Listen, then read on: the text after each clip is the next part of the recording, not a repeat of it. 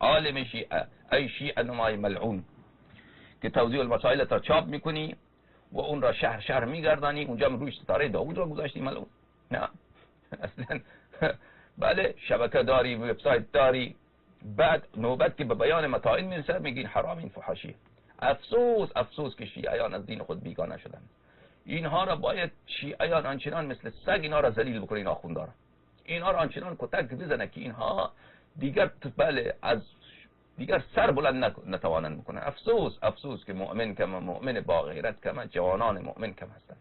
ای خدا، بله وای از غربت امام امیر المؤمنین علیه السلام، وای از غربت حضرت زهرا سلام الله علیها، وای از غربت امام عصر عجل الله تعالی فرجه الشریف که مردم از مال امام علیه السلام پشت اندر پشت خورده اند.